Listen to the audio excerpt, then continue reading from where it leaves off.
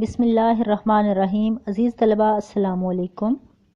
جی بیٹا، video number 8 کے تیسرے حصے کی جانب بڑھتے ہیں اور سبق کو مزید آگے بڑھاتے ہیں۔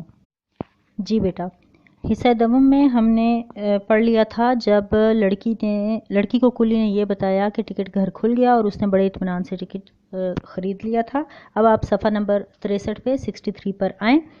دیکھیں، چیختی چنگھاڑتی ہوئی گاڑی پلیٹ فارم کے سینے میں در آئی۔ جب لڑکی کلی کے پیچھے پیچھے ویٹنگ روم سے نکلی تو اس کی پہلی نظر اسی نوجوان پر پڑی جو بڑی شان سے سگریٹ منہ میں دبائے اسے غور سے دیکھ رہا تھا۔ لڑکی نے جب ٹکٹ خرید لیا تو اسی وقت اس کو ریل گاڑی کی بھی ایک آواز آئی۔ ہنگامہ کرتی ہوئی گاڑی بھی پلیٹ فارم پر پہنچ آئی اور جب سیٹی بجاتی ہوئی گاڑی آئی تو لڑکی بھی کلی کے ساتھ پیچھے پیچھے ویٹنگ روم سے باہر نکل آئی، اور باہر جب نکلی تو اس کی پہلی نظر کس پر پڑی؟ اسی نوجوان پر جو بڑی شان سے سگریٹ منہ میں دبائے، اس کو آپ ہائی لائٹ کریں گے، سگریٹ اس کے منہ میں تھا، اسے غور سے دیکھ رہا تھا۔ Next paragraph. اب کیا ہو؟ وہ سوچتی ہوئی جلدی جلدی آگے بڑھنے لگی۔ وہ زنانہ ڈبے کے بالکل قریب پہنچ گئی۔ عورتوں کی کاؤں کاؤں اور زیورات کی جھنکار، یا جیسے عادی مجرم قیدیوں کی ہائے ہائے، ہتھکڑیوں اور بیڑیوں کی تال پر۔ اب کیا ہوا کہ وہ سوچتی ہوئی جلدی جلدی آگے کیا بڑھنے لگی کہ اب کیا ہو؟ لڑکے نے اسے 3rd کلاس کے ویٹنگ روم سے نکلتے ہوئے دیکھ لیا۔ وہ زنانہ ڈبے کے بالکل قریب پہنچ گئی تھی اور وہاں عورتوں کی کاؤں کاؤں کاؤں کاؤں مطلب ان کی مختلف آوازیں، مختلف عورتیں مختلف طرح کی بولیاں جب وہ بول رہی ہیں، اور ایک ہی وقت میں بے شمار جب عورتیں باتیں کریں گی تو وہ کاؤں کاؤں سی ہی آواز آئے گی، اور زیورات کی جھنکار، اور جب ظاہر ہے ہر کوئی جب گاڑی آئی ہے اور گاڑی پر سوار ہونے کو تیار ہے اور جلدی میں بھی ہے تو زیورات کی جھنکار بھی آئے گی، باتوں کا بھی شور ہوگا، اور تو ان کی آواز بالکل ایسے ہو جائے گی جیسے عادی مجرم ہوتے ہیں، قیدی ہوتے ہیں، ان کی ہائے ہائے ہوتی ہے، یا ان کے پاؤں میں بیڑیاں پڑی ہوں، ہاتھوں میں ہتھکڑیاں لگی ہوں تو ان کی جو جھنکار ہوتی ہے اس کی آواز آتی ہے۔ اس پر طرفہ مردوں کی ان کو ہدایتیں۔ طرفہ نرالی بات، عجیب بات۔ اس پر عجیب مزید یہ بات تھی کہ مرد بھی ان عورتوں کو طرح طرح کی ہدایتیں دے رہے تھے۔ منی کی اماں سامان نہ کھونے پائے، یہ جیسے ایک شخص نے آواز لگائی اپنی بیوی کے لیے، اسے کہا کہ اپنے سامان کی حفاظت کرے۔ ایک دوسرے آدمی اس قیامت کے موقع پر گلا پھاڑ پھاڑ کر کہہ رہے تھے، خبردار نقاب نہ کھلنے پائے۔ ایک اور آدمی جو بہت ہی اونچی آواز میں گلے پھاڑ پھاڑ کر کہہ رہا تھا، کیا کہہ رہا تھا اپنی بیوی کو؟ کہ اس کا نقاب نہ کھلنے پائے۔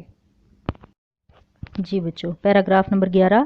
لڑکی کا کلی دروازے پر اڑے ہوئے مردوں کے درمیان سے نکل کر ڈبے میں داخل ہونے کی فکر کر رہا تھا کہ پیچھے سے عورتوں اور مردوں کی ایک اور ٹولی اس بھرے ہوئے ڈبے پر حملہ آور ہوئی اور لڑکی بیچاری بیچ میں پھنس کر رہ گئی۔ اب کلی کو کیا فکر لاحق تھی کہ اس ڈبے کے دروازے میں، جہاں داخلی جو دروازہ تھا، وہاں بے شمار مرد تھے جو درمیان میں کھڑے تھے، دروازے کے درمیان میں، لڑکی اس میں کیسے سوار ہو؟ وہ اس فکر میں تھا کہ اسی اثناء میں پیچھے سے عورتوں اور مردوں کی ایک اور گروہ اس ڈبے پر حملہ آور ہوا۔ ڈبہ پہلے ہی بھرا ہوا تھا لیکن مزید لوگ، اب 3rd کلاس ہے، متوسط غریب طبقے کے لوگ جو ہے وہ اس پر سفر کریں گے تو اس میں رش تو ہوگا۔ لڑکی بیچاری ان لوگوں کے درمیان میں ہی پھنس کر رہ گئی۔ اس ٹولی کی ایک عورت نے اپنا چاندی کی چوڑیوں میں پھنسا ہوا ہاتھ برقعے کی گدڑی سے نکالا اور لڑکی کو راستے میں حائل دے کر دھکا دے دیا۔ اب اسی ٹولی میں، وہ جو پیچھے سے ایک ٹولی آئی تھی، اسی میں سے ایک عورت نے اپنا زیورات سے مزین ہاتھ چاندی کی چوڑیوں میں پھنسا ہوا ہاتھ، ٹھیک ہے، اس کو ہائی لائٹ کریں گے آپ، کہ برقعے سے نکالا اور لڑکی کو راستے میں رکاوٹ سمجھ کر، حائل دیکھ کر رکاوٹ سمجھ کر اس کو دھکا دے دیا۔ لڑکی ایک جھکولا کھا کر سنبھل گئی، بالکل گرتے گرتے بچ گئی۔ اس کا دل بے ساختہ چاہا، اچھا بس فوراً دل کیا کہ وہ اس عورت کا جھالروں سے مزین برقع نوچ کر بھاگ جائے یا پھر اسے ریل کے نیچے دھکا دے دے۔ اب کیا اس کا دل چاہ رہا تھا؟ جب اس لڑکی کو دھکا لگا تو اس کا دل یہی چاہا کہ اتنا جو خوبصورت اس نے جھالروں سے سجا ہوا ہے، برقع پہنا ہوا ہے، تو دل کرتا ہے کہ اس کو نوچے اور بھاگ جائے، یا پھر اس عورت کو دھکا دے دے، وہ ریل کے نیچے چلی جائے، گر جائے۔ لیکن سامنے جو دیکھا تو وہی نوجوان کھڑا مسکرا رہا تھا، لیکن اس کی یہ آرزو، یہ خواہش اس کے دل میں ہی رہ گئی، کیونکہ سامنے جب اس کی نظر پڑی تو وہی نوجوان کھڑا مسکرا رہا تھا۔ جی بیٹا، نیکسٹ پیراگراف نمبر 12۔ ارے کلی، تم مجھے یہاں کیوں لائے؟ وہ پوری طاقت سے چلائی اور کلی کو لے کر کسی طرح اس ہجوم سے نکل کر دوبارہ پلیٹ فارم کی پیمائش کرنے لگی۔ اس کی نگاہوں کے سامنے سینکڑوں میلے کچلے برقعے غباروں کی طرح اڑ رہے تھے۔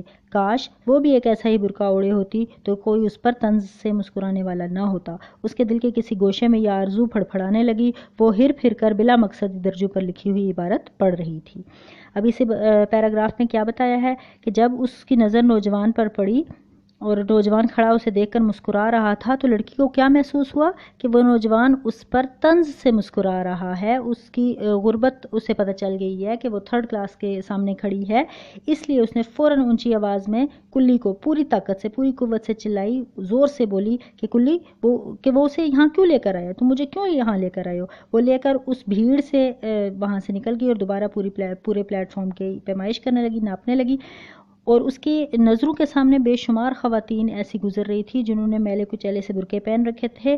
اور اسی دوران اس کے دل میں بھی یہ ایک آرزو آئی, یہ خواہش ابھری کہ وہ بھی ایک ایسا ہی پرانا سا میلا کچیلا سا برقع اگر پہنے ہوتی تو کوئی اس پر طنز نہ کرتا.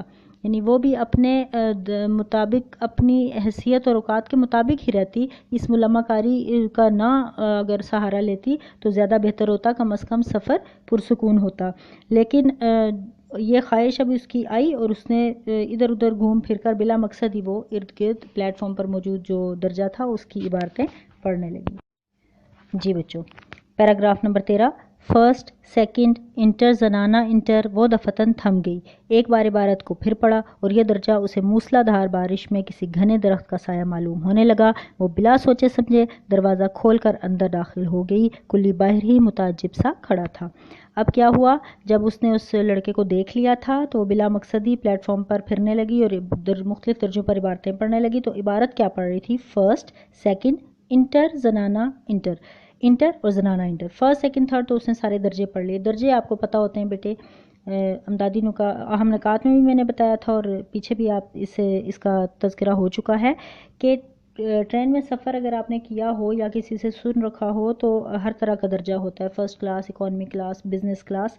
تو کرائے کے مطابق ہر بندہ اپنی حیثیت کے مطابق وہاں سفر کرتا ہے. تو وہ بھی درجے لکھے ہوئے تھے. اور زنانہ انٹر پہ جب اس کی نظر پڑی کہ یہ متوسط طبقہ, یہ 3rd کلاس نہیں ہے, تو وہاں پہ ایک دم رک گئی. اور یہ عبارت اس کو پڑھتے ہی اس نے ایک دم ایسا احساس اسے ہوا جیسے تیز لگی ہوئی بارش میں اسے ایک دم کسی درخت کا سایہ میسر آ گیا ہو. وہ فوراً بغیر کسی سوچ کو اپنے دماغ میں لائے دروازہ کھول کر اس ڈبے میں داخل ہو گئی. اور کلی جو تھا وہ باہر ہی حیران پریشان اسے دیکھ رہا تھا. لے آؤ سامان, وہ دلفریب مسکراہٹ کے ساتھ بولی. بڑی ایک مطمئن, آسودہ سی, خوبصورت سی مسکراہٹ اس کے ہونٹوں پر آئی اور اس نے سامان لانے کو کہہ دیا. کلی سامان رکھ کر اسے ایک آنکھ سے گھورنے لگا. پہلے بھی جیسے ذکر ہو چکا ہے کہ اس کی دوسری آنکھ سے جو ہے وہ معذور تھا, جیسے وہ اس کی تہہ تک پہنچنا چاہتا ہو. وہ اس کو جاننا چاہتا تھا کہ اصل میں اس لڑکی کے ساتھ مسئلہ کیا ہے کہ 3rd کلاس کا ٹکٹ لے کر یہاں انٹر کلاس میں کیوں آئی. لڑکی بھانپ گئی, اسے بھی سمجھ آ گئی. اس نے بٹوا کھولا اور ایک چمکتی ہوئی اٹھنی اس کی طرف بڑھا دی. اب اس نے سامان کی اٹھوائی, اس سے کیا دی؟ اٹھنی. اب یہ بات بھی پہلے میں آپ کو بتا چکی ہوں کہ جب 1 صدی پہلے کی بات ہو رہی ہے تو پیسہ جو ابھی ہمیں بہت چھوٹی سی رقم لگتی ہے وہ بہت معنی رکھتی تھی, بہت بڑی رقم ہوتی تھی. اب اٹھنی کہنے کو اگر آپ کو میں بتاؤں تو بیٹے یہ آدھا روپیہ ہے. 1 روپیہ ہوتا ہے نا 1 روپی, اس کا بھی ہاف حصہ ہے. لیکن اس دور میں یہ بہت بڑی رقم تصور کی جاتی تھی. اس نے بٹوا جب کھولا تو اس میں سے کیا نکالا؟ چمکتی ہوئی وہ ایک سکہ جو نکالا اٹھنی کا, وہ بہت چمکتا ہوا تھا. کلی کا چہرہ جو حقارت کے جذبات کے باعث پوری طرح لٹکا ہوا تھا ایک دم کھل اٹھا, خوش ہو گیا ایک دم اس اٹھنی کو دیکھ کر. پہلے تو اسے نفرت ہو رہی تھی اس لڑکی سے کہ یہ کس طرح کی لڑکی ہے جو 3rd کلاس کا ٹکٹ لیتی ہے اور انٹر میں آ کے سوار ہو جاتی ہے. لیکن جب اس نے بٹوے سے چمکتی ہوئی اٹھنی نکلتے ہوئے دیکھی تو اس کا چہرہ ایک دم خوش ہو گیا, مسکرا اٹھا. مزدور کو مزدوری چاہیے, اسے کسی کے معاملات سے کیا غرض؟ مزدور کو کیا چاہیے؟ مزدوری, اس کی اجرت. اسے کیا غرض کہ کوئی کیا کر رہا ہے کیا نہیں. اس نے اٹھنی کو مل کر دیکھا جیسے وہ یقین کرنا چاہتا ہو کہ واقعی اس ہلکے پھلکے اسباب کی اٹھوائی 8 آنے بھی ہو سکتی ہے.